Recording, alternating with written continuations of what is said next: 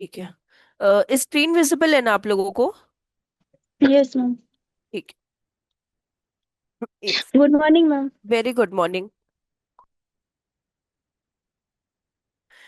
देखिए, अब जितना भी हम लोगों ने एसईओ सीखा, चाहे वो ऑन पेज था, चाहे वो ऑफ पेज था, एट द एंड आप लोग को क्या काम करना है, कैसे काम करना है, या फिर सेम चीजों को रिपीट करना है कि नहीं करना है, या फिर जो भी आपको प्रॉब्लम्स आ रही है या फिर साइट में जो इश्यूज आ रहे हैं उसको कैसे रिजॉल्व करना है। तो एट द एंड आपका एसईओ जहां पे भी पूरा काम करेगा वो आपका ये गूगल सर्च कंसोल पे करेगा। तो गूगल सर्च कंसोल बेसिकली काम क्या करता है इसके बारे में पहले जानते हैं। ये आपके सामने जो डैशबोर्ड ओपन है, ये प्रायोग का गूगल सर्च कंसोल का डैशबोर्ड है। सो यहाँ पे क्या करना है अपने को, कि जब भी आप एसईओ के लिए काम करते हो, इधर वो ऑफ पेज हो या ऑन पेज हो, या साइट मैप के लिए हो टेक्निकल, या रोबोट के लिए हो, या मोबाइल फ्रेंडली है कि नहीं है, या फिर किसी यूआरएल में एच टी टी पी है या H T T P S है, मतलब नहीं होता इन सब चीजों को लेकर, या फिर कितना ज्यादा किस पेज पे ज्यादा लोग इंटरेक्ट कर रहे हैं, उसका एंगेजमेंट सेशन कितना है। सारी चीजों को आपको अगर ऑब्जर्व करना है कि आपका एसईओ वर्क कैसे कर रहा है, अच्छा कर रहा है कि बुरा कर रहा है, तो उसके लिए हम लोग गूगल सर्च कंसोल का इस्तेमाल करते हैं। ये जो गूगल सर्च कंसोल होता है ना, ये आपको क्रॉलर का प्रोस्पेक्टिव बताता है। जो आपका गूगल बॉट होता है, जिसे हम लोग क्रॉलर भी कहते हैं, तो जो गूगल बॉट है ये उसका प्रोस्पेक्टिव आपको बताता है कि आप एसईओ पे काम अपनी वेबसाइट के लिए कितना अच्छे तरीके से कर रहे हो।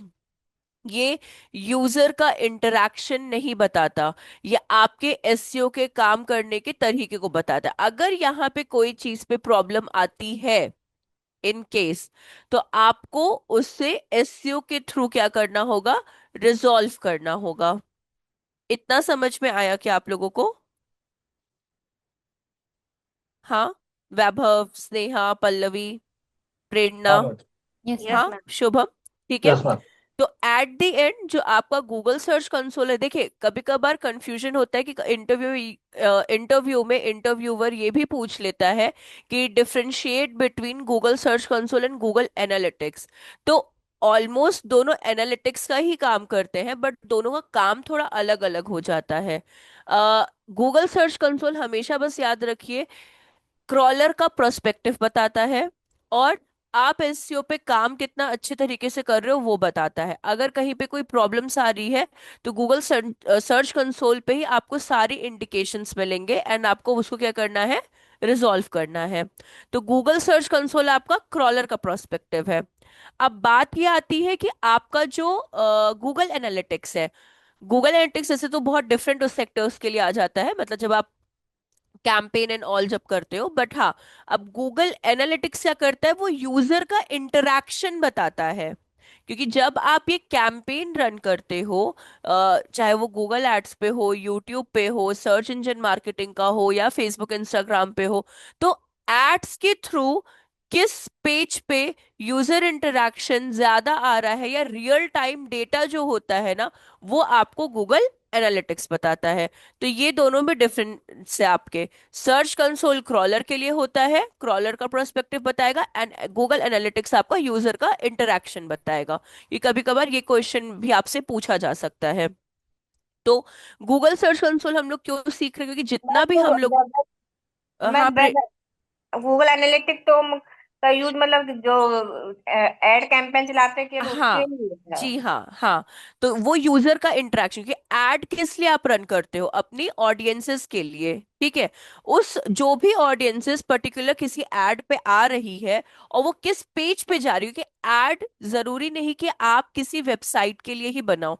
एड किसी पेज का भी हो सकता है, सिंगल प्रोडक्ट का भी हो सकता है, या होल उसके लिए भी हो सकता है। तो एट द एंड एनालिटिक्स जो भी आप ये कैंपेन रन करते हो ना, उससे जो भी ऑडियंसेस आ रही है, उसका डेटा आपको वहां पे बताता है। तो उसे कहते हैं यूजर इंटरेक्शन। और वो रियल टाइम डेटा भी आपको देता है, फॉर एग्जाम्पल कि अभी करंट सिनेरियो में 15 मिनट्स में कहाँ कहाँ पे आपकी वेबसाइट्स को ओपन किया गया है, या फिर आप बोल सकते हो कि किस किस पेजेस पे जाया गया है, या फिर कौन कौन से डिवाइसेस पे जाया गया है, या फिर कौन कौन से डेमोग्राफिक्स मतलब जेंडर्स हो गए, मतलब नहीं होते ये सारी चीजें जो जितनी आपकी होती है, ये सारी आपके यूजर्स के रिगार्डिंग होती है। इसलिए Google analytics is all about user interaction, and Google search console आपका क्रॉलर पर्सपेक्टिव के लिए होता है। क्लियर है इतना आप लोगों को, या कंफ्यूजन तो रिपीट कर देंगे? क्लियर है। बाद रिपीट क्लियर? कर। ठीक है सबको। चलिए, अब देखिए, ये जो है आपका सर्च कंसोल। अब देखिए सर्च कंसोल में जैसे कि हम लोग ने टेक्निकल एसईओ में क्या क्या काम किया था, हम लोगों ने कंटेंट के बारे में जाना, कीवर्ड रैंकिंग, अपने यूजर इंटेंट कीवर्ड्स कितने होते हैं, कौन बताएगा आप लोगों में? यूजर इंटेंट कीवर्ड्स अपने कितने टाइप्स के होते हैं? मैम एक इंफॉर्मेटिव होता है और एक वो, करेक्ट। और चार एक। टाइप के होते हैं। हाँ जी। कॉमर्शियल, हाँ नहीं नहीं, कॉमर्शियल होता है, इंफॉर्मेटिव दो तो करेक्ट है आप लोगों का, और नेविगेशनल एक होता है। Correct, and transactional. ये ट्रांजिशन। आपके, हाँ ये आपके 4 टाइप्स के होते हैं। अब जैसे कि आप लोग को भी पता है कि आपका जो एसईओ है वो थोड़ा थोड़ा एआई से भी आपका लिंक्ड हो रहा है। अब देखिए चीजें क्या हो रही हैं यहाँ पे, कि यूजर इंटेंट कीवर्ड्स इसलिए मैंने बोला क्योंकि आप अब जो आगे किसी भी कंपनी के लिए अपना वो करोगे, एसईओ करोगे, या आप कंटेंट लिखोगे, या कुछ भी आप काम करोगे, तो आपको इन्हीं 4 कीवर्ड का इस्तेमाल करना पड़ेगा। ट्रांजैक्शनल तो थोड़ा डिफरेंट प्रोस्पेक्टिव में आ जाता है, जब अगर आप सर्विस के लिए काम करते हो तो नेविगेशनल, कॉमर्शियल एंड इंफॉर्मेटिव। ठीक है। ट्रांजैक्शनल तब जब अगर प्रोडक्ट बेस्ड हो, या किसी बैंक वैंक का हो, या फिर फर्दर किसी के लिए अगर आप काम करो तब ट्रांजैक्शनल। लेकिन हाँ, आपके ये 4 टाइप्स के होते हैं। अब एक और चीज, अगर आप लोग को थोड़ा सा भी याद होगा, तो अपने इंटरव्यू में ना थोड़ा पूछने का तरीका अलग हो जाता है, लोग पूछते हैं टाइप ऑफ कीवर्ड्स। ठीक है। तो जो गूगल एड्स सीखते हैं उनके लिए टाइप ऑफ कीवर्ड्स अलग हो जाता है। ठीक। और जो एसईओ के लिए काम करते हैं उनके लिए टाइप ऑफ कीवर्ड्स डिफरेंट हो जाता है।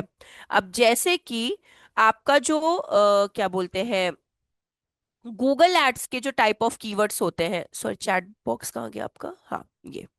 तो जो गूगल एड्स का जो आपके टाइप ऑफ कीवर्ड्स होते हैं वो आपके 5 टाइप्स के होते हैं। एक सेकेंड, ये आप लोग नोट डाउन कर लेना। ठीक है, वो आपके 5 टाइप्स के होते हैं। पहला आपका होता है ब्रॉड मैच। ठीक। Sorry, broad match. सेकंड आपका होता है broad modifier match.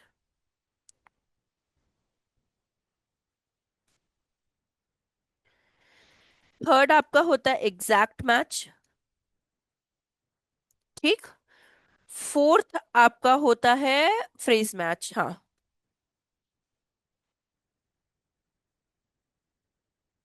Phrase match. And fifth आपका होता है नेगेटिव कीवर्ड मैच, मतलब नेगेटिव मैच भी बोल सकते हो, नेगेटिव कीवर्ड भी बोल सकते हो आप। तो ये आपके जो ये कीवर्ड्स है, ये आपके कौन से गूगल एड्स के कीवर्ड टाइप है। ठीक। अब बात आती है दूसरे कीवर्ड टाइप की, जो आपका एसईओ में यूज होता है। इससे बहुत लोग कीवर्ड इंटेंट भी बोलते हैं, कीवर्ड्स इंटेंट भी बोलते हैं, और बहुत लोग यूजर इंटेंट कीवर्ड भी बोलते हैं। ठीक है। और कुछ लोग सिर्फ कीवर्ड्स बोलते हैं। तो अलग अलग तरह से है, बट इन केस अगर आपको यूजर इंटेंट कीवर्ड के बारे में, कीवर्ड इंटेंट, तो आपके पास एक वो इंटेंट वर्ड आ जाता है कि भाई ये एसईओ वाले कीवर्ड्स की बात कर रहे हैं। इन केस अगर आपसे पूछा जाता है टाइप ऑफ कीवर्ड्स के बारे में, तो फिर आप पूछ लेना कि गूगल एड्स के टाइप ऑफ कीवर्ड्स की आपके इसके कीवर्ड इंटेंट के टाइप ऑफ कीवर्ड्स। तो ये आपके 4 के हैं, जैसे आप ही लोग ने बोला, करेक्ट है। इंफॉर्मेशनल, सेकंड आपका ट्रांजैक्शनल, थर्ड आपका नेविगेशनल, एंड फोर्थ आपका कॉमर्शियल। ठीक है, ये एक बार आप लोग नोट डाउन कर लो, फिर हम लोग आगे कंटिन्यू करते हैं।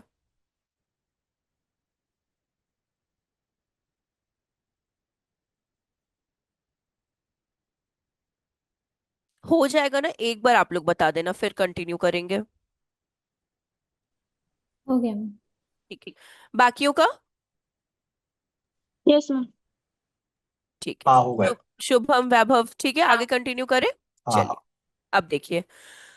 अब अपना इतना तो समझ में आ गया ना कि वो आपके गूगल ऐड हो गए, ये आपके यूजर इंटेंट ऑफ कीवर्ड्स हो गए। अब यूजर इंटेंट ऑफ कीवर्ड्स हम लोग क्यों यूज करते हैं? क्योंकि जब भी, अब सारी चीजें कभी हमेशा याद रखिएगा, चाहे आप किसी भी क्लाइंट के लिए काम करो, किसी प्रोजेक्ट पे काम करो, हमें कैसे आप लोग अगर प्रोग्रामिंग के बारे में किसी को बेसिक नॉलेज होगा तो हम लोग उसमें टेस्टिंग भी करते हैं।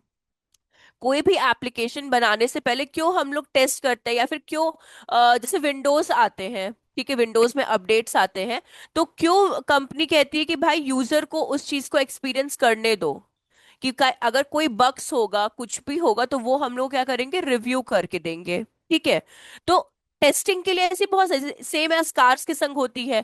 क्यों, जब कार्स न्यू लॉन्च होती है तो उसको रोड पे जस्ट निकाला जाता है कि टेस्टिंग के लिए, कि कुछ अगर बग्स हो, कुछ प्रॉब्लम्स हो, तो उसको हम लोग रिजॉल्व कर सके उस चीज को। सेम चीज, जब आप अपने कंटेंट को लिखते हैं तो ये चीज आप लाइव नहीं कर सकते हो, बट आपको एक बोल सकते हो ऑडियंस प्रोस्पेक्टिव से सोचना पड़ेगा कि अगर आप, ये बिजनेस होता और आप इसके कस्टमर होते, तो आप किस तरह के कीवर्ड से इस चीज को फाइंड आउट करते। सबसे मेन थिंग ये आती है। जब आप उस कीवर्ड को फाइंड आउट कर सकते हो तो आप आगे जाके अपनी कीवर्ड रिसर्च कर सकते हो, कीवर्ड एनालिसिस कर सकते हो, अपने कीवर्ड्स की लिस्टिंग कर सकते हो, और फिर आप अपने कंटेंट्स को जनरेट कर सकते हो। तो हमेशा जब भी आप कंटेंट बनाओ तो एक बार यूजर प्रोस्पेक्टिव से सोचो उस चीज को। अब यहाँ पे अगर आप देखोगे तो इस जगह पे आपको एक सारा ये ऑर्गेनिक आपको बताएगा, इसमें कुछ भी पेड आपका नहीं है। ठीक है, ये सारा डेटा जो गूगल सर्च कंसोल बताता है ये आपका ऑर्गेनिक बताता है। अब यहाँ पे आपका परफॉर्मेंस बता रहा है कि अगर आप एक ग्राफ देखोगे तो अभी अपना आज का डेट कितना हो चुका है, 29 हो चुका है, बट ठीक है 27 तक का आपका बता रहा है, आगे का डेटा नहीं है अभी इसमें। तो आपका 26 में को कितने क्लिक्स आए, 27 को आपको कितने क्लिक्स आए, एंड टोटल आपके कितने क्लिक्स चल रहे हैं। ठीक है। तो आपको ये डेटा यहाँ पे प्रोवाइड देता है जो ऑर्गेनिक होता है, ये बिल्कुल भी पेड नहीं होता है। अगर आप थोड़ा सा और स्क्रॉल करोगे तो यहाँ पे आपको पता चलेगा सर्च रिजल्ट्स। अब ये सर्च रिजल्ट्स क्या होते हैं? सर्च रिजल्ट्स मतलब आपका ये गूगल, इसे कहते हैं सर्च रिजल्ट्स। यहाँ पे आके किस तरीके से कितने लोग आपकी कंपनीज को फाइंड आउट कर पा रहे हैं, सर्च कर पा रहे हैं, या फिर अपना टाइम स्पेंड कर पा रहे हैं, या क्लिक्स कर पा रहे हैं, यहाँ ये आपका कहलाता है सर्च रिजल्ट्स। ठीक है। अब बात आती है डिस्कवर की। अभी डिस्कवर क्या होता है? जो जो भी अगर एंड्रॉयड यूज करे, टेक एंड्रॉयड या आईफोन XYZ कोई भी, तो आप लोगों को पता है गूगल का अपना एक एप्लीकेशन है। क्रोम नहीं, गूगल के नाम से ही एक एप्लीकेशन है। किसी के फोन में है तो आप लोग सर्च भी कर सकते हो, उसमें सिंपली गूगल ही लिखा रहेगा। ठीक है। अगर आप उस एप्लीकेशन पे जाते हो ना तो आपको कुछ ऐसा ही डिजाइन दिखाई देगा डिस्कवर का। अगर किसी के पास है तो वो अभी, क्योंकि मेरे पास तो मेरा फोन अभी चार्जिंग में लगा है इसलिए, लेकिन हाँ, इन केस अगर आप लोग के पास फोन है तो अपने फोन्स पे जाओ और वहां पे एप्लीकेशन, क्योंकि ये बाय डिफॉल्ट आपको कंपनीज बिल्ड करके भी देती है, मतलब एप्लीकेशन इंस्टॉल्ड करके भी देती है। तो आप गूगल जस्ट सर्च करोगे तो आपको वो एप्लीकेशन दिखाई देगा जिसका सिंबल जो होगा वो कुछ डिस्कवर टाइप का होगा। तो जो लोग उस एप्लीकेशन को यूज करके हमारे साइट पे आ रहे हैं, ठीक है, वो आपके डिस्कवर में आ जाते हैं। ट्राई करके देख लो, तब हम लोग आगे कंटिन्यू करते हैं। हाँ, एक, क्योंकि अगर आप लोग अपने फोन्स रखे हो तो एक बार जस्ट सर्च आउट करो उस चीज को। और अगर स्क्रीनशॉट ले सकते हो तो आप लोग अपने व्हाट्सएप ग्रुप पे जो हमारा बना हुआ है उस पे भी कोई एक पर्सन शेयर कर सकता है, तो मे बी और लोगों को आइडेंटिफाई करने में इजी हो जाएगा। मैडम वो भी होता है ना गूगल के सर्च बार के नीचे जो फीड में आते हैं वो भी डिस्कवर हाँ के ही हाँ हाँ होते हैं हाँ, ना। वो भी डिस्कवर के होते हैं। जो आप कह रहे हो ना बिल्कुल करेक्ट है, उसमें न्यूज टाइप के, न्यूज लेटर्स टाइप के आ जाते हैं। जो आप फोन पे यूज करते हो ना, तो आपके एक हम्म। आर्टिकल्स आर्टिकल्स एक एक बॉक्स बॉक्स बॉक्स बॉक्स में आने लगते हाँ, हैं। वो भी आपके डिस्कवर के ही पार्ट होते हैं। वो थंबनेल टाइप नहीं हो हाँ जाते हाँ इसमें। हाँ, जी हाँ जी हाँ, वो आर्टिकल्स होते हैं, वो आपके डिस्कवर के ही पार्ट्स में होते और हैं। तो वो आप जिस, अब ऑप्शन जो होता है ना एडिस के और आने और गूगल न्यूज, ये ऐसे नहीं होता है सर्च कंसोल पे। कभी कभी कितना ट्रैफिक लगता है वेबसाइट पे तब ये ऑप्शन खुलता है। देखिए, अब सर्च कंसोल देखिए थोड़ा डिफरेंट हो गया, बट डिस्कवर अभी लोग इतना यूज टू है नहीं, और इतना गूगल आप बोल सकते हो ना, लोग इतना हम्म। अवेयर भी नहीं है तो इतना यूज नहीं करते। बट लेकिन हाँ, बाहर बाहर चलता है ये। हाँ बाहर देखिए, इंटरनेशनल बाहर देश तो के लिए बहुत बहुत सारी चलता है। चीजें हैं, वो तो आप सही कह रहे हो, क्योंकि उनको पता है कि टेक्नोलॉजी, अब जैसे अभी आप अगर देखोगे तो चैट जीपीटी हम लोग यूज करते हैं, गूगल हम्म। जेमिनाई भी आपका आ गया है, जो कि एईओ के लिए बहुत अच्छा है। अब गूगल कोई कहीं नहीं चाहेगा, कभी भी नहीं चाहेगा कि मेरी जो कोर ऑडियंसेस हैं वो चैट जीपीटी या चैपल को या फिर किसी और कॉपी डॉट एआई को यूज करे। पहली हाँ बात, कोई भी कस्टमर नहीं है। तो गूगल ने क्या किया, गूगल ने खुद का अपना एआई बिल्ट वो निकाला कि भाई अब तुम हाँ, लोग वो गूगल का अमेजन का जेमिनाई है। यूज करो। It's just like chat GPT, जो चीज आपको चैट जीपीटी देगा, जो चीज आपको चैपल देगा, जो चीज आपको कॉपी डॉट एआई देगा, वो चीज मैं तुमको प्रोवाइड करूंगा, और सेम तरीके से और उससे बेटर वे में प्रोवाइड करूंगा। तो अगर आप देखोगे उसके एड्स अभी टेक्निकली यूट्यूब पे आना स्टार्ट हुए हैं ज्यादातर, हाँ यूट्यूब होता है। यूट्यूब पे उसके, क्योंकि अभी आपको कोई वेबसाइट पे या कुछ ऐसे में आपको, या आर्टिकल्स में या व्लॉग्स में या फिर टीवी पे इतना नहीं आना स्टार्ट हुआ है। वो सबसे ज्यादा कहाँ अपने ऑडियंसेस को कैप्चर कर रहा है, आपके यूट्यूब पे, क्योंकि पता है एट द एंड अगर हमारी ऑडियंसेस, क्योंकि यूट्यूब गूगल भी जो है कि यूट्यूब का ही पार्ट है, सॉरी, यूट्यूब भी जो है वो गूगल का ही पार्ट है, जस्ट वाइस वर्सा, पहला सेंटेंस मेरा गलत था। तो अब समझने की कोशिश करिएगा क्यों उसने यूट्यूब को अपना एक मेन ऑब्जेक्टिव चूज किया। क्योंकि 98%, 2% तो कहीं पे भी चली जाए, बट 98% जो आपकी ऑडियंसेस है वो यूट्यूब पे आएगी। चाहे उनको रेसिपीज देखनी हो, चाहे उनको अनबॉक्सिंग देखनी हो, चाहे उनको ये बोलते हैं कॉमेडीज शोज देखने हो, चाहे उनको कुछ भी XYZ रिव्यूज देखने हो मूवीज के, मोस्ट ऑफ द ऑडियंसेस आपकी कहाँ रीडायरेक्ट हो रही हैं, यूट्यूब पे। तो वो अपनी यूट्यूब ऑडियंसेस को वहीं पे ऐड दिखाने की ज्यादा चांसेस शो कर रहा है कि भाई देखेगा तो कोई ना कोई तो आएगा।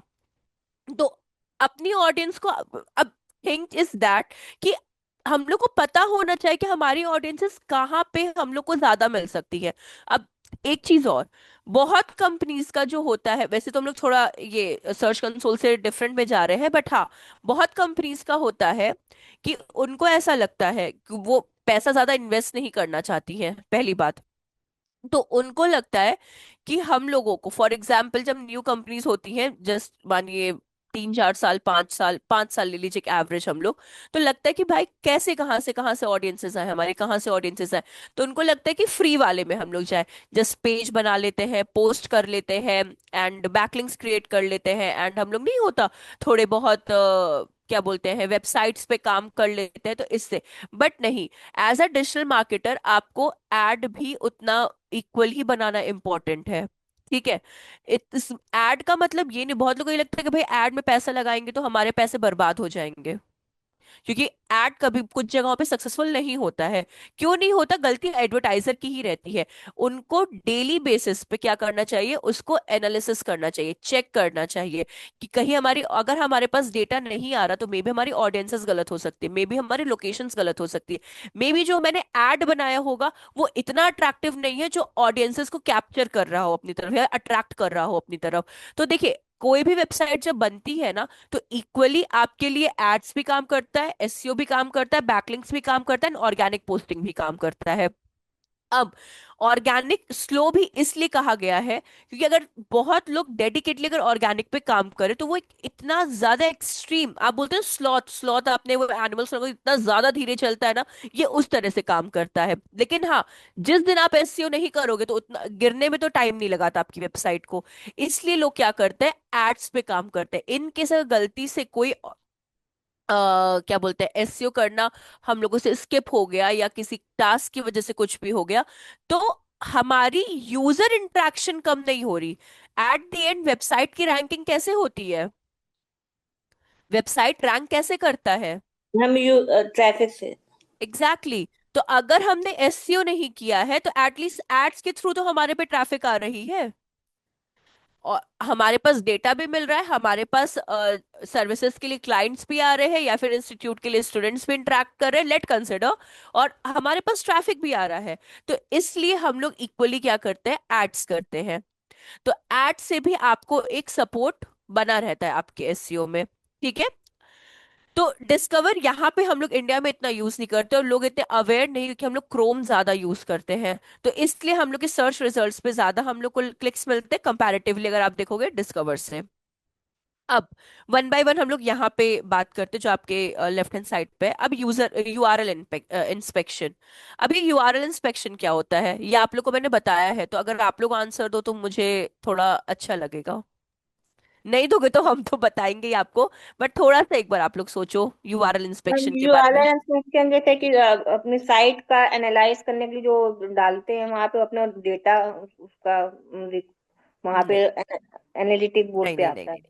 नहीं नहीं। मतलब ट्राई आपने अच्छा किया प्रेरणा, बट थोड़ा सा गड़बड़ है। अब देखिए, यूआरएल इंस्पेक्शन होता क्या है कि इन केस अगर आपको ऐसा लगता है कि क्रॉलर हमारी वेबसाइट की इंडेक्सिंग नहीं कर रहा है या क्रॉल नहीं करके जा रहा है। ठीक है।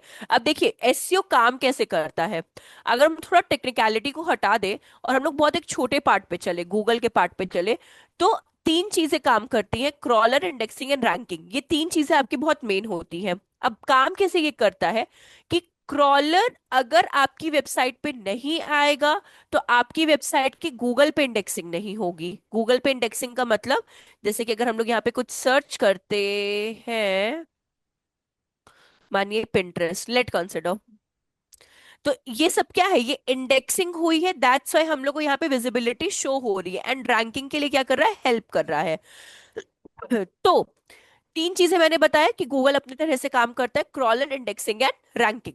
तो इन केस अगर क्रॉलर आपकी वेबसाइट पे नहीं आएगा तो आपकी वेबसाइट की इंडेक्सिंग नहीं होगी, अगर इंडेक्सिंग नहीं होगी तो गूगल पे उसकी रैंकिंग नहीं होगी। तो इन केस अगर आपको ऐसा लगता है कि भाई क्रॉलर नहीं आया है, या फिर मैंने कुछ चेंजेस किए हैं और मुझे इमीडिएट उसका रिजल्ट चाहिए और मुझे क्रॉलर को रिक्वेस्ट सेंड करनी है, तब हम लोग यूआरएल इंस्पेक्शन का यूज करते हैं। तब यूआरएल इंस्पेक्शन का यूज कैसे होता है कि आपको अपने वेबसाइट का यूआरएल यहाँ पे पुट करना होता है।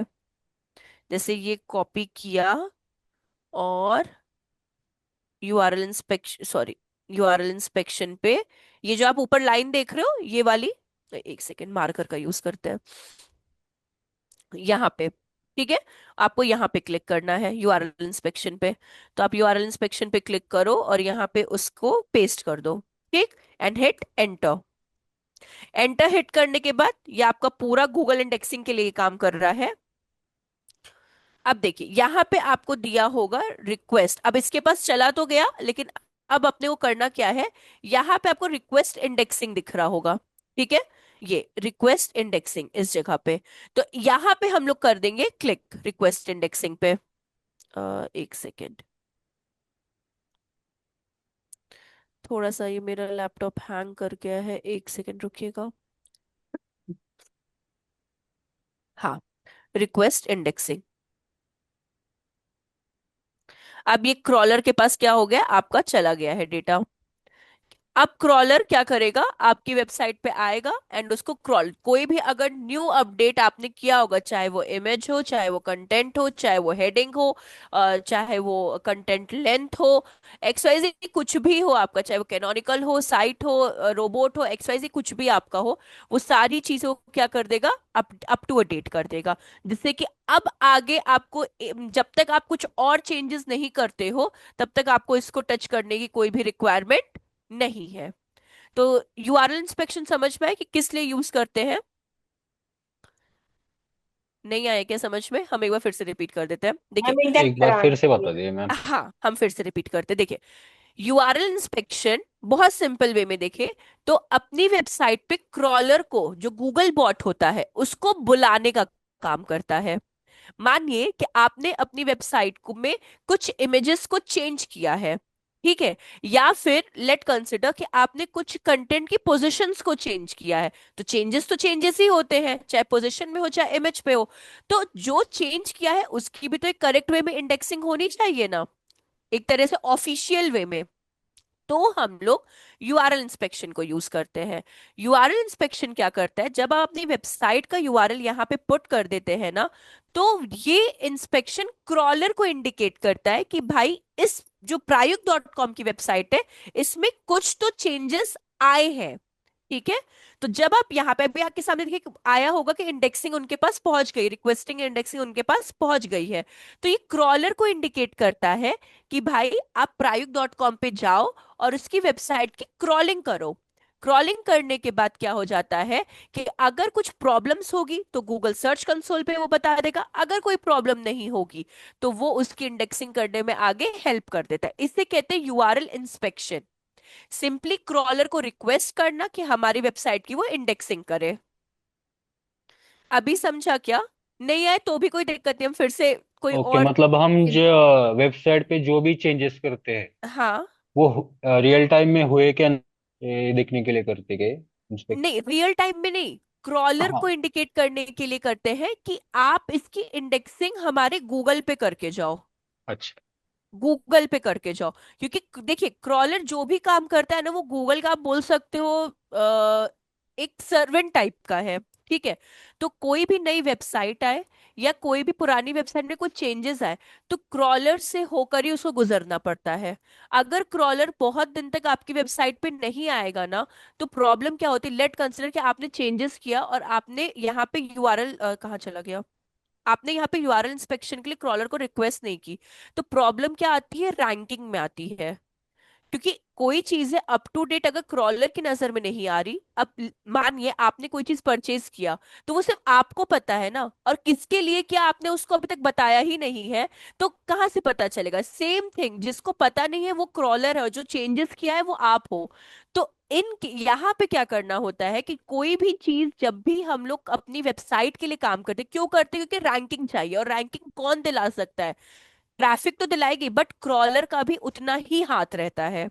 तो उसके लिए हम लोग यूआरएल इंस्पेक्शन का यूज करते हैं। सिंपली पेज की रैंकिंग प्लस इंडेक्सिंग के लिए। Okay ma'am. पक्का आया समझ में कि फिर से भी हम लोग डिस्कस यस कर मैम। सकते हैं? एक बार थोड़ा सा आप लोग एक मैम बार याद कर लो मैम क्या ये बोला। कंफ्यूजन हाँ। है कि इसको गूगल ये तो चलो सर्च कंसोल उसके लिए करते हैं, क्रॉलिंग लाने के लिए, इंडेक्सिंग के लिए। और फिर हाँ। Analytics ranking. का क्या यूज होता है? एनालिटिक्स कैसे करते हैं? क्या क्या क्या? Google analytics. गूगल एनालिटिक्स जब आप गूगल एड्स करोगे ना, तो या फिर जो भी आप Facebook ad, Instagram ad, Google ads, YouTube ads, तो फिर उसका अलग से होता है, वो पूरा सेपरेट हो जाता है। पूरा का पूरा टोटली वो सेपरेट रहता है। तो मतलब उस साइट को कैसे उसमें वो ऐड कराते हैं ना गूगल एनालिटिक्स में, जिससे सारा डेटा देखते हैं, वो अलग तो चीज वो होती है। आप अपनी लिंक, आप अपनी वेबसाइट की लिंक, अब ये डेटा भी मुझे कैसे मिल रहा है? क्योंकि मैंने प्रायुक्त का क्या बनाया, अकाउंट बनाया है। तो जब आपकी वेबसाइट होगी और आप गूगल एनालिटिक्स में अपनी वेबसाइट को पुट करोगे, तो वो लिंक हो जाता है एक कोड के थ्रू। तो फिर जाकर आपको डेटा मिलना स्टार्ट होता है। सेम एज जो गूगल सर्च कंसोल है ना, वैसे ही गूगल एनालिटिक्स काम करता है, बट दोनों का आप बोल सकते हो नीश जो है वो अलग अलग है। पर वो एनालिटिक्स ऐड कैसे करते हैं वो बताएंगे? लेकिन उसके लिए आपको पहले गूगल एड सीखना पड़ेगा। अच्छा। गूगल ऐड में search engine marketing, display marketing, YouTube marketing, उसके बाद जाके आपको वो गूगल एनालिटिक्स समझ में आएगा। ओके। तो वो इसलिए उसको वो एड वाला एडवर्टाइजमेंट पार्ट कहा जाता है, कि हम लोग ने एड में शायद सिर्फ एक फेसबुक सीखा है, गूगल एड्स अभी तक नहीं सीखा हम लोगों ने। इसलिए वो थोड़ा अलग, हम लोग ने एसईओ कर लिया, तो अब ये एसईओ सीख रहे हैं, तो इसलिए गूगल सर्च कंसोल इसका पार्ट है। तो वो मतलब अलग हो जाता है वो, उसका हाँ। कोई एसईओ से मतलब भले नहीं है? वो नहीं नहीं नहीं, उसका एसईओ से कोई लेना देना नहीं है, कोई लेना देना नहीं है। अच्छा। वो बोले ना, वो क्या है, यूजर इंटरेक्शन। तो यूजर इंटरेक्शन आपकी एड से आती है। ये आपका सर्च कंसोल है, सर्च कंसोल आपका एसईओ के लिए होता है। उसका कोई एनालिटिक्स का एक 0.5 के 0.000% भी लेना देना नहीं है सर्च कंसोल से या एसईओ से।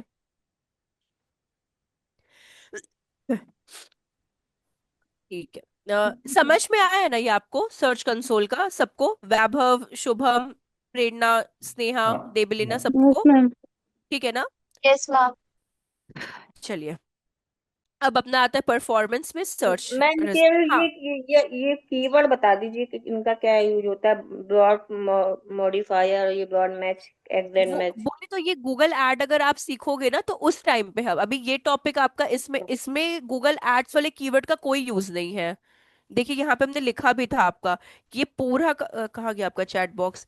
ये आपका गूगल एड्स वाले कीवर्ड है। तो जब आप गूगल एड्स, तो उसका भी एक थ्योरेटिकल पार्ट है कि उसमें सर्च इंजन के लिए कैसे काम करते हैं, एड कॉपी कैसे बनाते हैं, उनके कीवर्ड्स को कैसे इस्तेमाल करते हैं, इनके सिंबल्स कौन कौन से होते हैं। ये पूरा गूगल एड का पार्ट है। इसमें ऐड करेंगे तो आप लोग एसईओ भूल जाओगे। तो इसके बाद हम भले आपका गूगल एड स्टार्ट कर देंगे। मेरा तो अ, उसमें है नहीं ना मैम।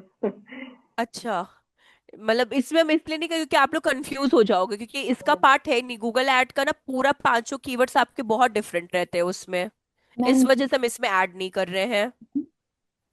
मैम यूट्यूब एसईओ भी उसी में है ना, गूगल? हाँ हाँ, यूट्यूब एसईओ भी उसी में है, क्योंकि आपका जो यूट्यूब है वो गूगल का ही पार्ट है। तो जब आप यूट्यूब का ऐड सीखेंगे, उसमें ऐड कैसे होती है, तो आप उसमें यूट्यूब के एसईओ के टैक्टिक्स के बारे में भी जानोगे। कोई भी अगर आप वीडियो डालते हो तो उसको रैंकिंग में कैसे लाना है, या फिर किस तरह से उसमें आपको टाइम स्टैम्प से सब नहीं होता, आपको कैसे पुट करना है, तो पूरा उसका पार्ट आ जाता है आपका। Okay ma'am. जी। वो देखिए, इस चीज को थोड़ा सा आप लोग क्लियर रखना कि एसईओ में गूगल सर्च कंसोल, इसलिए आपको बहुत लोग, अगर आप मतलब मुझे नहीं पता बाकी इंस्टीट्यूट्स का, बट मेरी प्रीवियस कंपनी अगर आपको एक टॉपिक है तो गूगल सर्च कंसोल नहीं, क्योंकि गूगल सर्च कंसोल इसलिए नहीं बताते थे क्योंकि उसके लिए मतलब आप बोल सकते हो कि सबका अपना अपना जो भी वो रहता हो। लेकिन हाँ, ये चीज समझिएगा, अगर आप एसईओ जान रहे हो तो गूगल सर्च कंसोल इंपॉर्टेंट है। अगर आप गूगल एड्स या फिर आप कोई भी कैंपेन, एड्स छोड़िए, आप सिर्फ एडवर्टाइजमेंट कर रहे हो, गूगल एनालिटिक्स इंपॉर्टेंट है। और दूसरी चीज, दोनों के कीवर्ड्स अलग अलग होते हैं। एसईओ के लिए इंटेंट होता है, उनके लिए कीवर्ड मैच टाइप्स होते हैं। तो हाँ, एक और वर्ड है, गूगल एड्स कीवर्ड जो होते हैं उन्हें मैच कीवर्ड मैच टाइप कहते हैं। जैसे हम लोग एसईओ के कीवर्ड्स को कीवर्ड इंटेंट कहते हैं, उनको हम लोग कीवर्ड मैच टाइप कहते हैं। तो वो सारी आपकी अलग अलग चीजें हो जाती हैं। ठीक है। अब देखिए यहाँ पे अगर आप सर्च रिजल्ट पे देखोगे तो आपको टोटल क्लिक्स एंड इम्प्रेशंस। अब क्लिक्स एंड इम्प्रेशंस में क्या डिफरेंस है, इसके बारे में भी हम लोग डिस्कशन कर चुके थे। अगर जिन्होंने भी फेसबुक की क्लास ज्वाइन की थी उनको आइडिया होगा इस चीज के बारे में। Yes ma'am. तो क्लिक्स और इम्प्रेशंस पे कोई बताएगा कि डिफरेंस क्या होता है, गलत सही कुछ भी एटलीस्ट ट्राई कर लो आप लोग। क्लिक्स मतलब कितने लोग आए और उसको क्लिक किए, और करेक्ट। इम्प्रेशन मतलब वहां पे कितने मतलब परमानेंट यूजर वहां पे ठहरे जो बार बार आ रहे हैं। बिल्कुल करेक्ट है, बिल्कुल करेक्ट है। एक तरह से आप उसको वर्ड को रिटेंशन का यूज कर सकते हो, मतलब रिटर्निंग यूजर्स, बिल्कुल एक्यूरेट है। क्लिक्स का मतलब क्या होता है, कितने यूनिक यूजर्स आपके वेबसाइट पे फर्स्ट टाइम आए हो। ठीक है। अब मानिए प्रायुक्त की साइट पे 3 यूनिक यूजर्स आए हैं। ठीक है, late consider Vaibhav, Shubham, Pallavi and Sneha हो गई। ठीक है, और प्रेरणा, 5 लोग हो गए। अब ये 5 मेरे क्या है, यूनिक यूजर्स हो गए। ठीक। अब ये जो यूनिक यूजर्स है, दोबारा अगर, अब यूनिक यूजर, एक यूजर इक्वल्स टू 1 इम्प्रेशन। ठीक है, 1 user means 1 click and 1 impression. अगर मानिए सेम वो 5 यूजर अगर दोबारा मेरी वेबसाइट पे आएंगे, तो इम्प्रेशन, सॉरी, क्लिक्स हमारी कांस्टेंट रहेंगी बिकॉज हमारे यूनिक क्लिक्स कंसिडर हो चुके हैं, एंड इम्प्रेशन हमारी क्या हो जाएगी, इंक्रीज होती चली जाएगी। तो इसलिए इम्प्रेशंस हमारा हमेशा क्लिक से क्या होता है, ज्यादा होता है। इसलिए क्लिक्स हमारा जो होती है, टोटल क्लिक्स होती है, वो हमारी यूनिक में कंसिडर की जाती है। एंड इम्प्रेशंस जो होते हैं हमारे रिटर्निंग यूजर्स पे किए जाते हैं, जैसे हम लोग रिटेंशन भी कहते हैं। इसलिए इन दोनों में डिफरेंस होता है। अब बात ये आती है कि आपका सीटीआर कितना होता है। तो सीटीआर का भी एक फॉर्मूला होता है, क्लिक अपॉन इम्प्रेशन इनटू 100। तो आपका सीटीआर निकल आता है, जिसे हम लोग क्लिक थ्रू रेट कहते हैं। ये भी आप नोट डाउन कर लो एक बार, सीटीआर का formula, click upon impression into 100, ये आपका सीटीआर होता है। कंटिन्यू करें।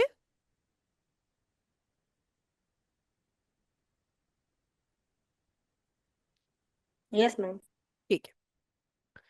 अब देखिए, अ ये आपका वेबसाइट पोजीशन बताने लगा है कि कितना वेबसाइट पोजीशन है।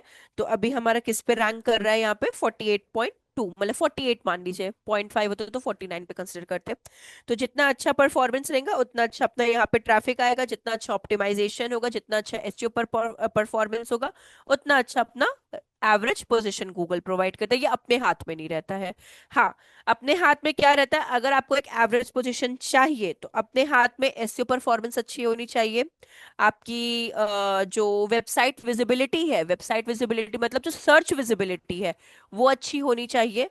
फिर आपका सीटीआर अच्छा, सीटीआर कैसे अच्छा होगा, सर्च विजिबिलिटी अच्छी होगी, क्लिक्स आएंगे तो उससे इंप्रेशंस आएंगे तो अपना सीटीआर अच्छा होगा। ट्रैफिक ज्यादा से ज्यादा आएगा तो अपने को प्रॉफिट देगा। और ऑप्टिमाइजेशन एट द एंड। तो ये हमारी चीजों को क्या करता है, एक अच्छे एवरेज पे पुट करता है। अब देखिए, ये तो हो गया अपना किसका, सर्च रिजल्ट का परफॉर्मेंस। इसी में अगर हम लोग डिस्कवर का देखें तो डिस्कवर का थोड़ा डिफरेंट आ जाता है। डिस्कवर में सी 25 क्लिक्स है, उससे जितनी बार भी कोई पर्सन, अगर मानिए यही 25 लोग मल्टीपल टाइम्स अगर आएंगे जो लोग यूज करते हैं, तो ये आपके इंप्रेशन आ गए एंड इसका एवरेज सीटीआर आपका 1.8 हो गया है। ठीक है। फिर आपका आता है Google news. C Google news पे तो इतना कुछ है नहीं, बट गूगल न्यूज पे गूगल न्यूज कैसे बताए आपको, एक तरीके से Google news, Google news, Google news आपका अगर हम सैंपल, गूगल न्यूज का हमको सैंपल आपको कैसे दिखाएं हम, एक सेकेंड।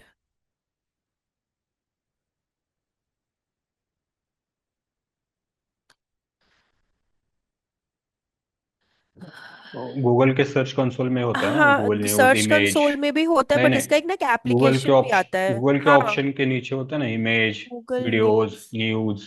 वही होता है एक क्या सेकेंड। गूगल में? हाँ मतलब वो भी आप कह रहे हो न्यूज का, बट गूगल न्यूज का एक एप्लीकेशन भी आता है। वो भी एक गूगल न्यूज, बहुत लोग वो भी यूज करते हैं गूगल का। एक सेकेंड, मेरे पास है एप्लीकेशन उसका। कहाँ चला गया।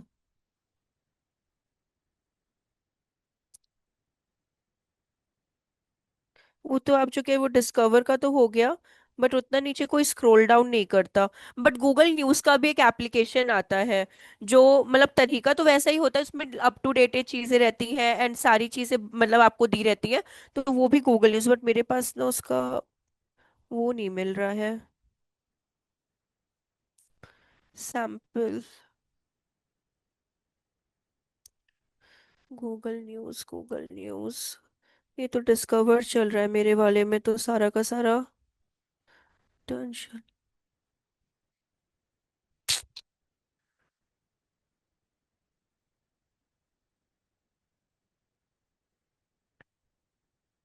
एक मिनट, अगर इसमें हमको मिले तो सैंपल में शायद आप लोग को आइडिया हो जाए। गूगल न्यूज एग्जाम्पल अगर ऐसे देखे तो मे बी वो इजी हो जाए कि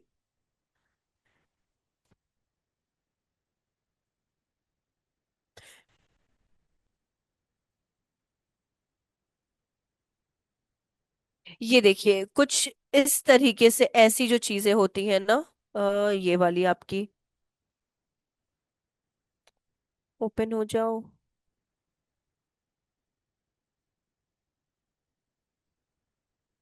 ये आप देख रहे हो क्या, ये अगर ये थोड़ा सा लार्ज अगर है तो अगर आप ये ऑब्जर्व कर रहे हो क्या, ये जो न्यूज यहाँ पे चल रही है इस जगह पे, अगर आप देखोगे तो ये आपकी गूगल न्यूज का पार्ट होती हैं, जो इस तरीके से आपके गूगल पे ही दिखाई जाती हैं। तो इसका एक एप्लीकेशन भी आता है गूगल न्यूज का, और साथ ही साथ वो कुछ इस तरीके से अपने को रिप्रेजेंट करती है, एक आप सीक्वेंस में बोल सकते हो, ये आपकी गूगल न्यूज का पार्ट होता है इस तरीके से। तो इसका भी एप्लीकेशन है, मतलब यूज करने के ऊपर है। तो ये आपकी वैसे चलती है गूगल न्यूज। तो गूगल न्यूज, और एक चीज और है, इंप्रेशन से एक और तरीके से भी आता है वैसे, ये कंसिडर नहीं करा जाएगा इंप्रेशन, बट बहुत लोग को ये भी लगता है आंसर्स में कि आप अगर किसी चीज पे क्लिक नहीं करते हो और सिर्फ आकर ही चले जाते हो, फॉर एग्जाम्पल आप इस वेबसाइट पे क्लिक नहीं किए हो और आप आए हो एंड वहां से वापस से बैक मतलब बैकआउट हो गए हो, तो बहुत लोग के कंसिडरेशन में उसको भी इम्प्रेशन कहा जाता है। विदाउट क्लिक आप अगर होल्ड हो रहे हो, ठीक है, तो वो भी एक इम्प्रेशन का पार्ट है, बट यहाँ पे गूगल सर्च कंसोल पे ये काम नहीं करता, ये गूगल एड्स पे काम करता है। इसलिए हम लोग इसको कंसिडर नहीं करेंगे, इस इंप्रेशन को। जो 38 आया है, ये वेस्ट इंप्रेशन है, ये हमारे लिए काम का इंप्रेशन नहीं है। क्लिक करना ही हमारे लिए ज्यादा प्रॉफिटेबल होता है। आप अगर किसी चीज पे आ रहे हो, स्टे कर रहे हो, और उस पे एक्टिविटी परफॉर्म नहीं कर रहे हो, क्लिक नहीं कर रहे हो, तो आप मेरे लिए वेस्ट हो। तो ये वेस्ट इंप्रेशन है।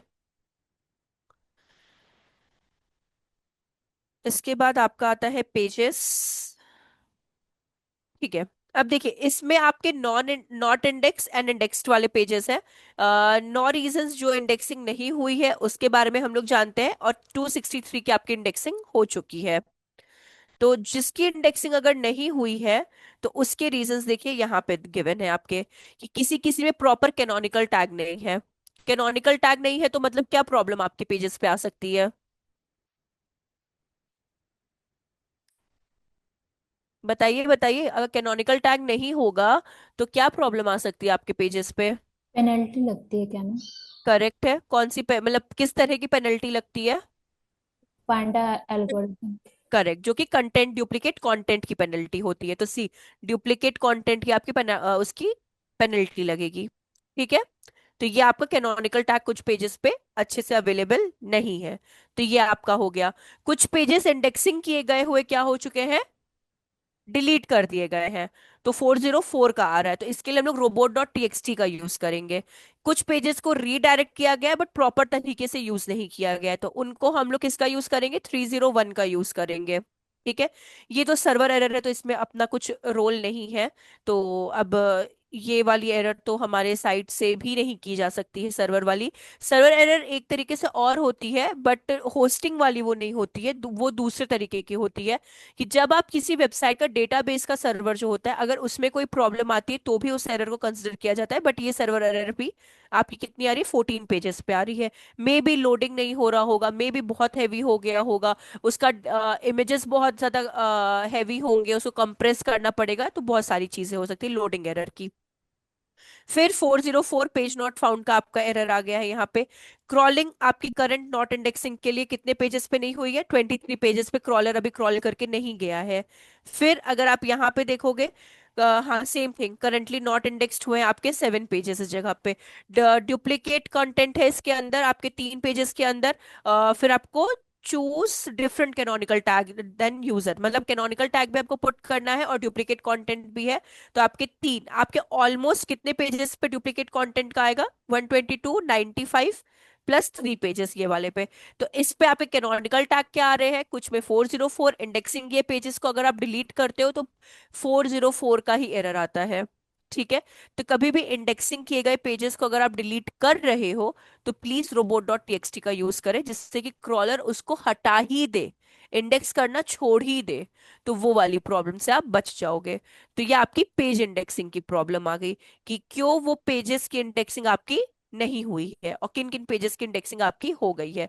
तो ये वाली भी चीजें आपकी वो होती हैं कि मानिए कभी भी वेबसाइट अपनी एक बार में परफेक्टली डन नहीं हो पाती है, ये भी याद रखिएगा।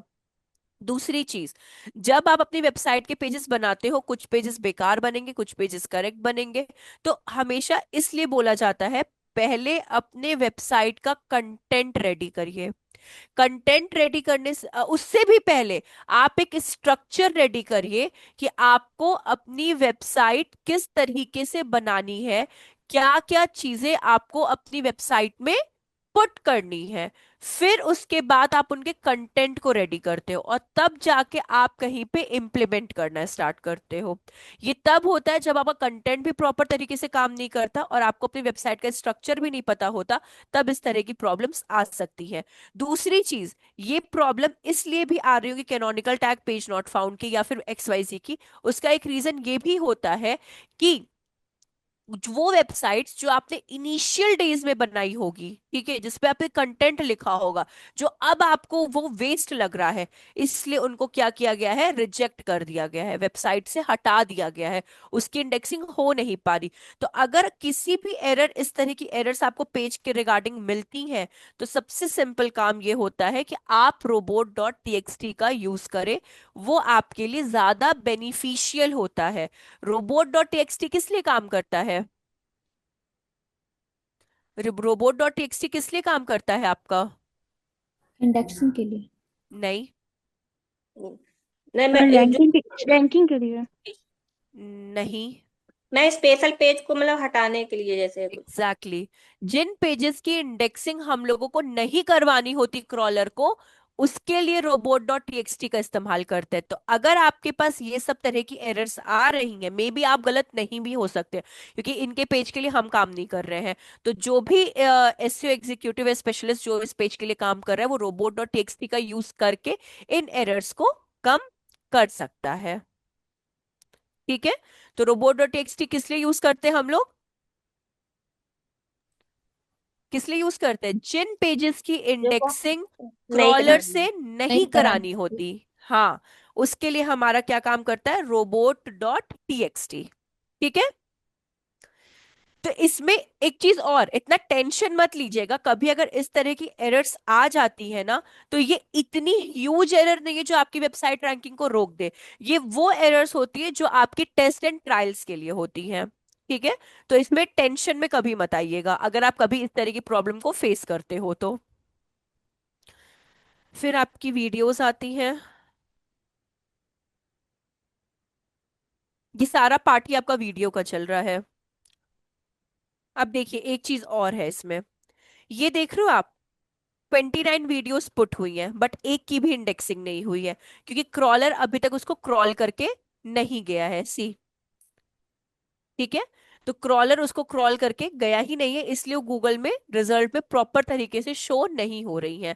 तो वो बफर होने लगेंगी, कुछ वीडियोस को मे बी हटा दिया गया होगा, कुछ लोग को चेंज किया गया होगा। इसलिए इसलिए अब वैसे तो मैंने यहाँ पे इनका सेंड कर दिया यूआरएल इंस्पेक्शन, तो मे भी हो सकता है कुछ वीडियोस की इंडेक्सिंग हो जाए। अगर वो वीडियोस होंगी तो इंडेक्सिंग होगी, अगर वो वीडियोस डिलीट कर दी गई होंगी तो उनकी इंडेक्सिंग नहीं होगी। तो ये उसके लिए है, ये सारी चीजें आपकी इंडेक्सिंग की चल रही हैं। फिर आपका आता है साइट मैप। साइट मैप काम क्या करता है? चलिए ये तो सक्सेसफुल पुट है। हाँ, साइट मैप काम क्या करता है? राइट, मैं जिन पेज जितने भी पेज हैं उनको सबको इंडेक्स करवाना अलग। करेक्ट, scroll एक करना। तरीके से गूगल के लिए रोड मैप का काम करता है। जिन जिन पेजेस की इंडेक्सिंग हम लोगों को करवानी होती है गूगल से, बिल्कुल करेक्ट है प्रेरणा, जिन जिन पेजेस की इंडेक्सिंग हम लोगों को गूगल से करानी होती है, वो हमारा हेल्प, सॉरी, साइट मैप वहां पे हेल्प करता है। ठीक है। दूसरी चीज, साइट मैप रोड मैप का काम करता है गूगल के लिए। गलती से भी एक पेजेस अगर छूट जाएंगे इन केस, तो उसकी इंडेक्सिंग नहीं हो पाएगी, इसलिए हम लोग साइट मैप का यूज करते हैं। साइट मैप, एक चीज और, जब भी आप कोई न्यू पेजेस को ऐड ऑन करते हो, समझिएगा, आपकी वेबसाइट में पहले 10 पेजेस थे, तो आपने उसका साइट मैप अपलोड किया। अब आपकी वेबसाइट में 15 पेजेस आ गए, मतलब 5 पेजेस और ऐड ऑन हो चुके हैं। तो आपको वापस से साइट मैप जनरेट करना होगा, पुराने वाले को डिलीट करना होगा और नए वाले को अपलोड करना होगा। इसके लिए हम लोग कौन से टूल का यूज करते हैं? एक्स हाँ हाँ एक्सएमएल हाँ हाँ हाँ, बिल्कुल एक्सएमएल का। करेक्ट है, बिल्कुल करेक्ट एक्सएमएल। है। हाँ बिल्कुल करेक्ट है आप दोनों का, XML site map generator tool. ठीक है। वहां से हम लोग साइट मैप को यूज करते हैं, सॉरी, डाउनलोड करते हैं। ठीक है। और ये एक ही बार पुट होता है, मल्टीपल टाइम्स मत पुट करिएगा।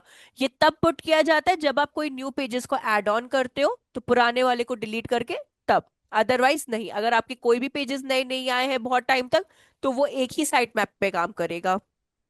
ठीक है। तो ये आपका साइट मैप हो गया।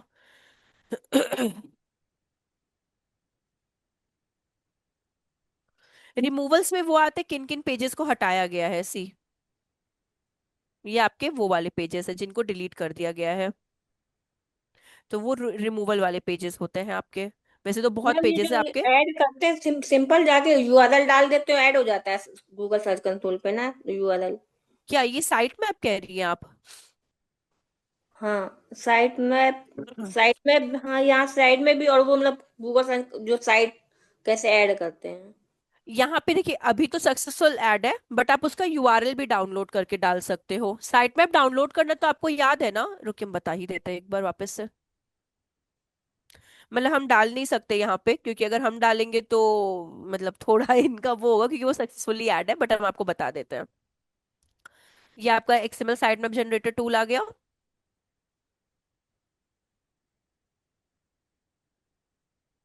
यहाँ पे आप अपना यूआरएल डाल दो।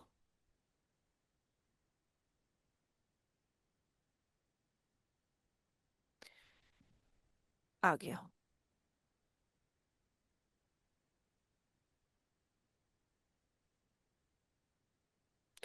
कभी भी एक और चीज याद रखिएगा, यहाँ पे direct site map URL enter मत करिएगा, ठीक है? बिल्कुल भी मत करिएगा। आपको साइट मैप कहाँ पे पुट करना है? साइट मैप ऐसा कहाँ पे पुट करना है? एक्सेल। समझ रहे हैं। यहाँ तो पुट करना है। इसको डाउनलोड करने के बाद जो फाइल आती है वो कहाँ पुट करनी है आपको? वो वो वो अपना जो डैशबोर्ड होता है अपना, कौन सा जो वर्डप्रेस पे, वहां पे जाके। होस्टिंग, नहीं नहीं, वर्डप्रेस ऐसे मत बोलिएगा। करेक्ट वे अगर कोई आपसे पूछे, जो होस्टिंग होती है, होस्टिंग परचेज करते हैं, मानिए गोडैडी या होस्टिंगर किसी की भी, तो उसका एक सी पैनल होता है, ठीक है? समझिएगा या नोट डाउन भी करिए। होस्टिंग का जो सी पैनल हो, एक सेकेंड, हम पाथ आपको बता रहे हैं, नोट डाउन करिए इसको। और ये आप लोग भी कर सकते हैं, इसके लिए कोई डेवलपर की रिक्वायरमेंट नहीं होती है। हो जाओ भाई साहब ओपन।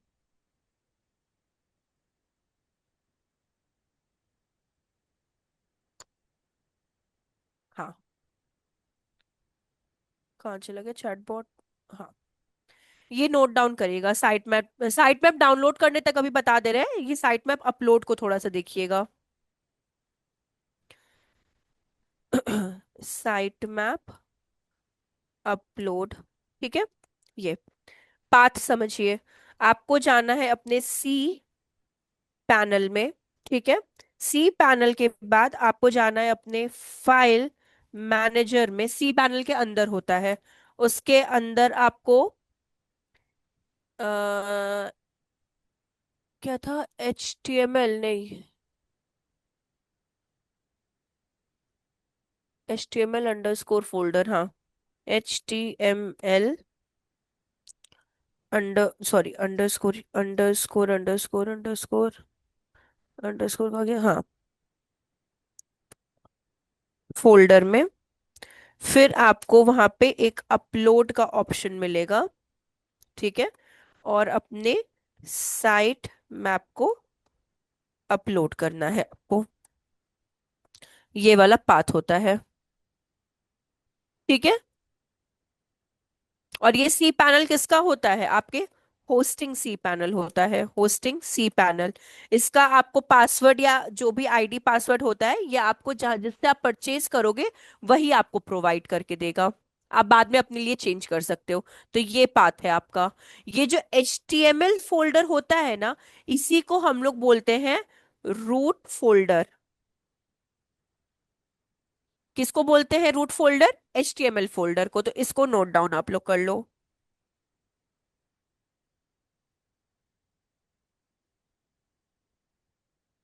HTML फोल्डर को बोलते हैं रूट फोल्डर। हाँ हाँ हाँ, रूट फोल्डर इसलिए बोलते हैं क्योंकि वो मेन फोल्डर होता है। बहुत लोग उसको HTML फोल्डर नहीं बोलते, बहुत लोग उसको टेक्निकल टर्म में रूट फोल्डर बोलते हैं। तो कोई ये बोले कि रूट फोल्डर में आप डाल दो अपना साइट मैप, तो इट मीन्स कि आपको HTML अंडरस्कोर फोल्डर में पुट करना है,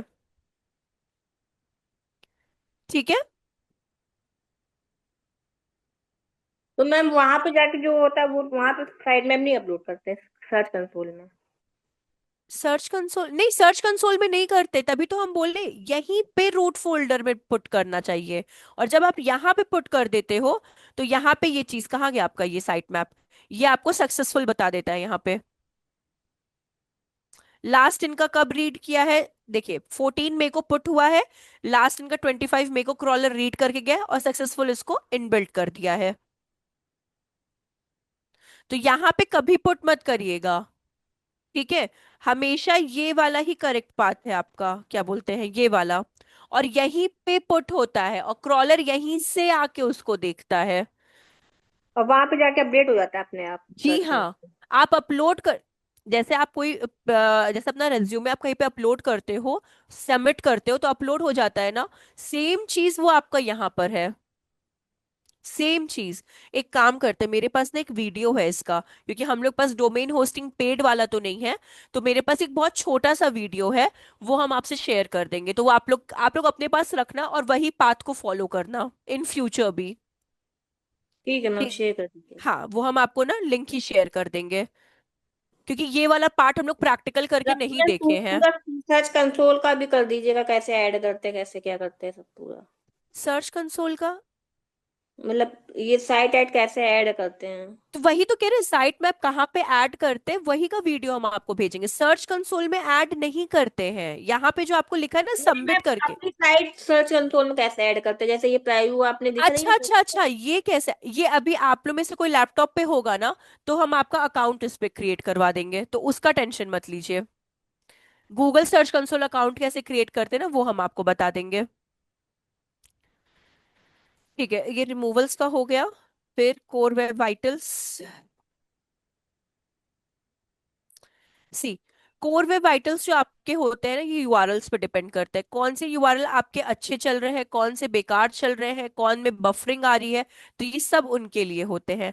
किस में इम्प्रूवमेंट चाहिए, जैसे मोबाइल में कुछ कुछ 60 यूआरएल्स ऐसे हैं जो बहुत गंदे तरीके से काम कर रहे हैं, 30 यूआरएल्स ऐसे जिनमें इम्प्रूवमेंट की रिक्वायरमेंट है।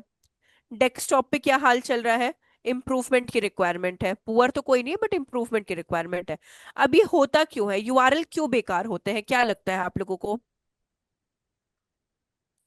ये प्रॉब्लम जो कोर वेब वाइटल्स की होती है यूआरएल की, ये क्यों आती है, क्या लगता है आपको? रिस्पॉन्सिव में भी। Exactly, exactly. ये रिस्पॉन्सिव नहीं होते हैं, लोडिंग टाइम ज्यादा होती है, इमेज लोड होने में या पेजेस को खुलने में बहुत टाइम लगते हैं, या फिर जो आपने इमेजेस या वीडियो डाल के अपनी वेबसाइट को इतनी लेंदी कर दी है कि जब तक में वो खुले लोग कोई दूसरी वेबसाइट खोल के देख ले रहे हैं। तो इसको हम लोग को इम्प्रूव करना चाहिए। इम्प्रूव कैसे कर सकते हैं, कंप्रेस वीडियोस डालिए, वीडियो थोड़े कम होने चाहिए, इमेजेस की जो आप बोल सकते हैं पिक्सल्स हो वो थोड़े से, या फिर आप बोल सकते हैं इमेज साइज हो वो थोड़ी कंप्रेस होनी चाहिए। जो आप क्या बोलते हैं, अगर जो भी वेस्ट यूआरएल जो आपके अभी भी डेटाबेस में एडेड है उनको भी थोड़ा रिड्यूस करना चाहिए। लोडिंग टाइम को और आप क्या बोलते हो ज्यादा होना चाहिए, लोडिंग टाइम विद इन आपका 36 to 40 सेकेंड्स के अंदर आपका पेजेस ओपन, या ये भी बहुत ज्यादा है, ये बहुत लोग तो 15 सेकेंड्स भी बोलते हैं, बट हाँ, मिनिमम आपका 20 सेकेंड्स के अंदर पेजेस ओपन हो जाना चाहिए, 36 तो बहुत ज्यादा हो चुका है। तो वहां से आपका यूआरएल क्या होता है, सही स्टार्ट होता है। तो ये धीरे धीरे धीरे धीरे इंप्रूवमेंट होते हैं इनके। ये अगर कोई चाहे कि इमीडिएट इंप्रूवमेंट कर लो तो कतई नहीं हो सकता। तो मोबाइल में ज्यादा प्रॉब्लम आ रही है, डेस्कटॉप पे ठीक है, डेस्कटॉप में अगर जैसा भी काम कर रहा है ठीक है, कभी कभार ये प्रॉब्लम यूजर के भी नेटवर्क के थ्रू होती है। लेट कंसिडर कि हम यूज कर रहे हैं प्रायुक्त को, मेरा ही नेटवर्क इतना स्लो है, इसकी वजह से भी इनको प्रॉब्लम फेस करनी पड़ सकती है। ठीक है, तो ये जो आपका यूआरएल होता है इसके आप क्या कर सकते हो ऑप्शंस में, वीडियो थोड़ी कम पुट करिए, इमेजेस थोड़े कॉम्प्रेस पुट करिए, पेज के लेंथ, या फिर जो अगर आप डेटा यूज कर रहे हैं, रिपोर्ट्स यूज कर रहे हैं, या फिर आप कोई अगर आप कोई ब्रोशर्स डाल रहे हो तो उनकी साइजेस थोड़ी कम कर दीजिए, जिससे लोडिंग टाइम इसका बहुत फ्रीक्वेंट हो जाए, तो आपके लिए ज्यादा बेटर है। डेस्कटॉप के लिए तब भी ये टॉलरेबल है, चल सकता है काम, बट मोबाइल के लिए बिल्कुल भी नहीं है, तो मोबाइल पे इनको और वर्क करना पड़ेगा। फिर आपका आता है HTTPS। हमारे कुछ यूआरएल्स में, मतलब सब में HTTPS डले हैं और बाद जिनमें नहीं डले वो जीरो है, तो कोई प्रॉब्लम नहीं है, HTTPS होना चाहिए, तो रैंकिंग के लिए हेल्प होता है। इसके बाद ये वाला आपका जो सेक्शन है, ये वाला आपका आता है शॉपिंग के लिए। प्रोडक्ट स्निपेट्स क्या होते हैं हम पहले आपको बता देते हैं, वैसे तो इसके लिए कोई काम नहीं है बट हम आपको बता देते हैं।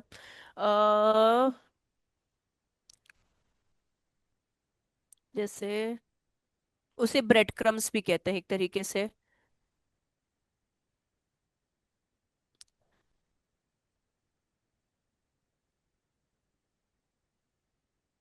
अरे यार,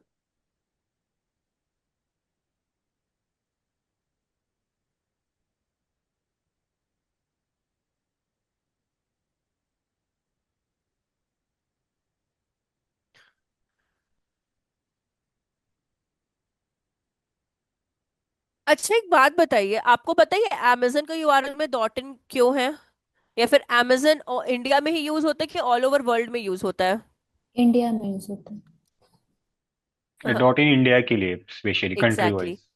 amazon.com भी है, ठीक है, .com बट यूनिवर्सल के लिए होता है और डॉट हाँ, इन इंडिया के लिए। लेकिन ऑल ओवर कंट्रीज में amazon अपने एक्सटेंशंस को अलग अलग रखा है।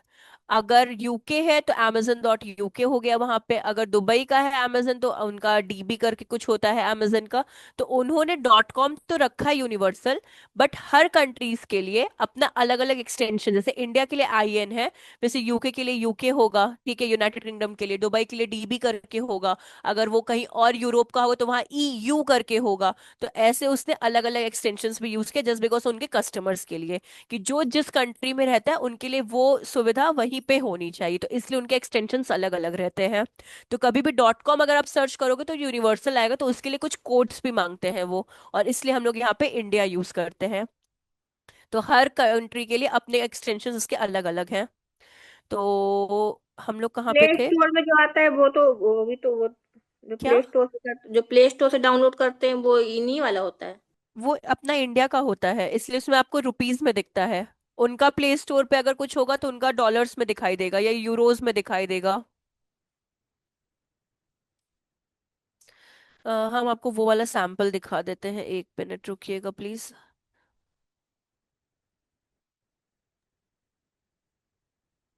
ठीक है, ये सेक्शन आप देख रहे हो, ये वाला,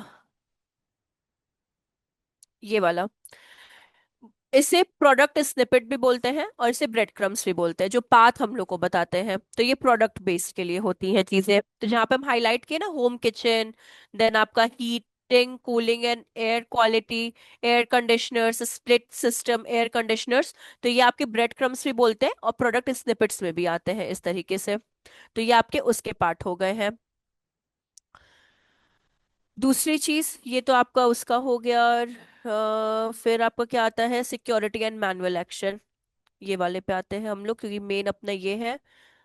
मैनुअल एक्शन में कोई प्रॉब्लम नहीं है, सिक्योरिटी इश्यूज। अब देखिए, कभी भी कोई प्रॉब्लम्स जब अपने को आएगी ना, तो वो अपने को इन्हीं दोनों में दिखाई देगी, manual actions and security issues में। अगर आपके पास कोई डुप्लीकेट कंटेंट आ रहा है, या कोई एरर्स आ रही हैं, या कोई प्रॉब्लम्स फेस करनी पड़ रही है, तो आपको यहीं आके क्या करना पड़ेगा, चीजों को ऑब्जर्व करना पड़ेगा। तो ये सिक्योरिटी रिगार्डिंग चीजें हो जाती हैं। फिर आपका आता है यहाँ पे लिंक्स। लिंक्स देखिए, कितनी एक्सटर्नल कितनी इंटरनल्स पुट हुई हैं, सी, ये आपकी, ये सारी की सारी, सी। तो ये आपकी लिंक्स के बारे में आ जाता है, कितने पेजेस पे पुट हुई है वो भी यहाँ पे आ जाता है।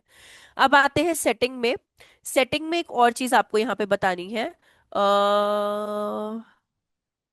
robot.txt पुट है, क्रॉलर को रिक्वेस्ट पुट हो गया है, बल्क डेटा हो गया, चेंज एड्रेस है, ठीक है, ओनर वेरिफिकेशन। अब देखिए,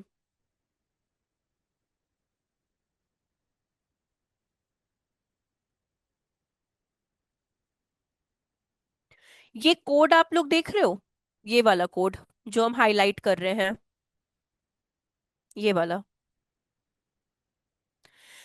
ये कोड जब तक हम लोग अपनी वेबसाइट में पुट नहीं कर देते हैं, समझिएगा, अकाउंट बनाना एक डिफरेंट चीज होता है, बट उसको कनेक्ट करना वो डिफरेंट होता है, समझिएगा, ठीक है। तो जब तक आपका गूगल सर्च कंसोल का ये कोड आपकी वेबसाइट में पुट नहीं हो जाता, तब तक आपको डेटा मिलना स्टार्ट नहीं होता।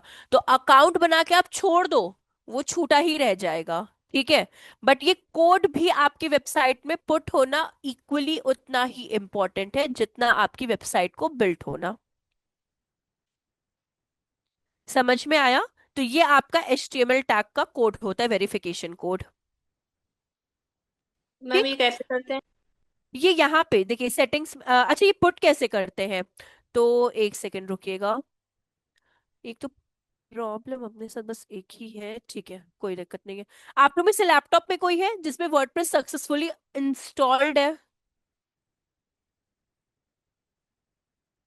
हाय हाय, सबका एक ही दुख है। क्योंकि हम अपने में एक बार ट्राई करते हैं।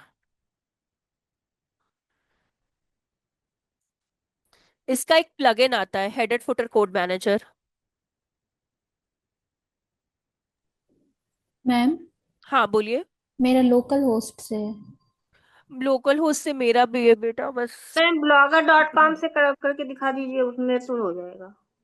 इनकी ये तो नहीं नहीं, उस पे नहीं कर सकते, वो लाइव रहती है blogger.com, और इनका कोड डलेगा तो प्रॉब्लम होगी, इसलिए हम आपका इस पे करके डिलीट कर देंगे। कैसे पुट करते हैं बस वो बताएंगे, और फिर हम डिलीट कर देंगे इसको। क्योंकि रनिंग वेबसाइट्स को ना बहुत प्रॉब्लम फेस करनी पड़ती है।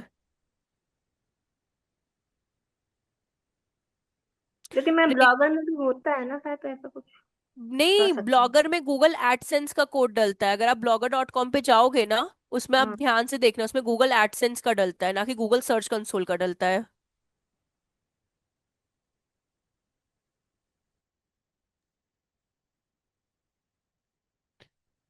और गूगल एडसेंस का क्यों डलता है bloggers.com पे? वो इसलिए डलता है क्योंकि जो अब ब्लॉगर्स पे, blogger.com क्या है, गूगल का ही एक अपना प्लेटफॉर्म है। जिनके पास वेबसाइट नहीं है वो वहां से थीम यूज करके अपनी ब्लॉगिंग स्टार्ट कर सकते हैं। ठीक है। दूसरी चीज, गूगल एडसेंस का अकाउंट क्यों blogger.com से ऐड करता है? क्योंकि जब आप डिस्प्ले ऐड सीखते हो गूगल ऐड का, ठीक है, तो वो हमेशा ब्लॉगिंग डिस्प्ले ऐड हमेशा ब्लॉगर्स वाले जितनी भी वेबसाइट्स होती वहां पे ऐड शो करता है। तो अगर आपकी आपकी वेबसाइट जो है, जो blogging.com की है, अगर वो गूगल एडसेंस पे अपना अकाउंट बना लेती है और किसी का ऐड आपके ब्लॉगर्स पे दिखाई देता है, तो गूगल एडसेंस आपको अर्न करने में हेल्प करता है, इसलिए गूगल एडसेंस उससे अटैच रहता है, ना कि गूगल सर्च कंसोल और एनालिटिक्स अटैच रहता है।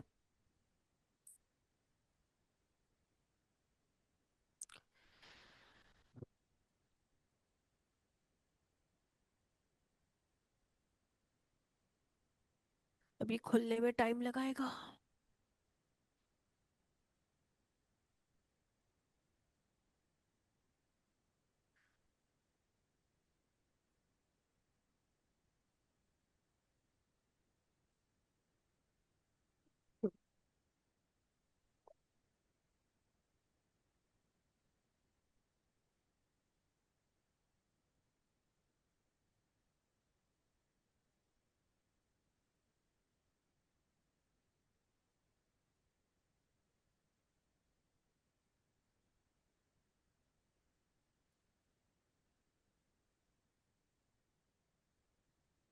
अरे यार,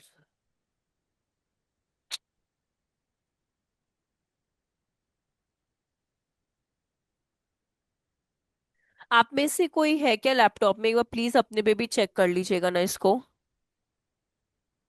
लोकल होस्ट वर्डप्रेस। हाँ, अगर कोई भी हो, एक बार अगर।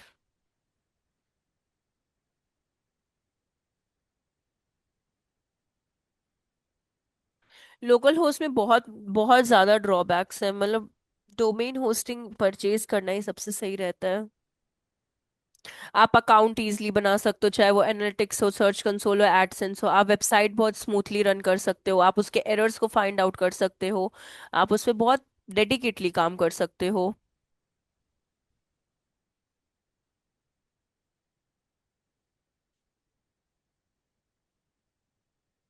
अब ये डैशबोर्ड पे तो, ये डैशबोर्ड पे भी नहीं ले जा रहा है।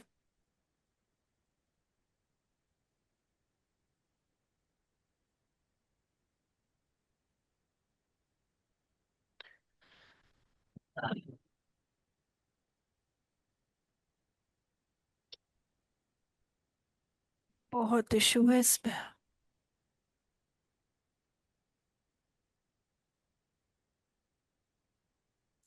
मुझे भी नहीं याद है लास्ट कब मैंने ओपन किया था वर्डप्रेस को।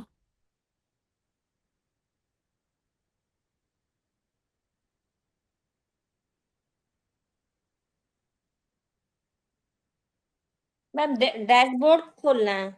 हाँ, वर्डप्रेस का डैशबोर्ड खोलना है। सेटिंग्स में एक एक मेरा बार पुराना 2 महीने में उसमें देखते हैं। हाँ, एक बार आप चेक करो, हम भी इधर पे चेक कर रहे हैं।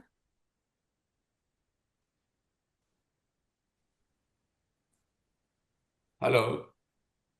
हाँ बोलिए।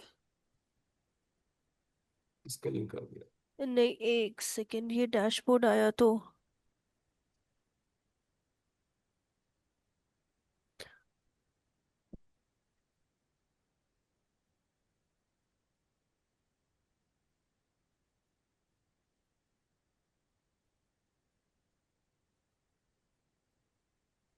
ए- एक इशू नहीं है इस पे।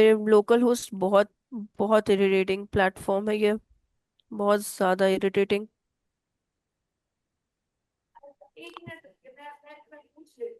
हुआ हुआ हुआ हुआ, आ जाइए आप। प्रेरणा आप है क्या? ये ओनली पाइथन पे जाना मैं है। मेहनत कर रहा हूँ। ओनली पाइथन तो उसमें जैंगो वगैरह का fit होगा।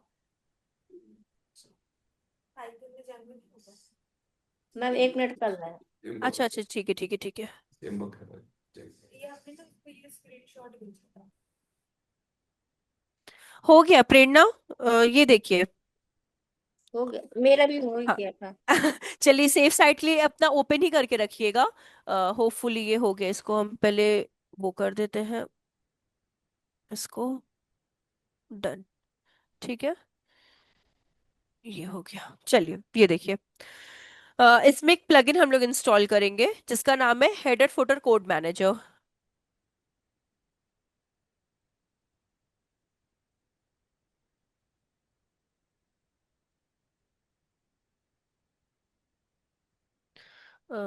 HFCM से डालते हैं, HFCM। ओ शिट, मैम एक कौन से। कौन सा हेडर फुडर? हाँ, हेडर फुटर ये आपके सामने है ना, ये वाला। FTM। हाँ, एक सेकंड प्लीज रुकिएगा ना। May be.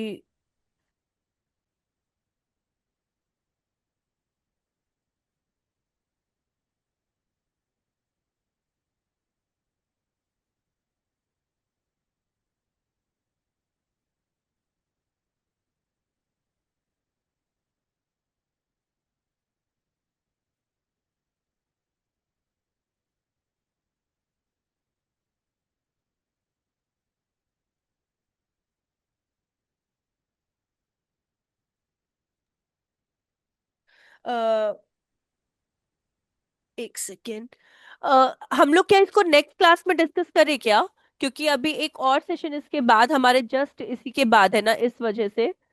ठीक चलेगा है क्या? मैम। हाँ मैम, अगले नेक्स्ट ठीक में है चलेगा आराम से मैम। देख लेंगे। हाँ, नेक्स्ट क्लास में मतलब इसके बारे में भी डिस्कस कर लेंगे, आपका अकाउंट क्रिएशन का भी डिस्कस कर लेंगे। अगर आप थोड़ा सा प्रेरणा, अपना जो डोमेन वाला आपका है ना, उसको थोड़ा सा आप रखना, जो भी सब डोमेन आपने लिया है, क्योंकि लोकल होस्ट पे अकाउंट नहीं बन सकता, बहुत सारे ड्रॉबैक्स हैं लोकल होस्ट के।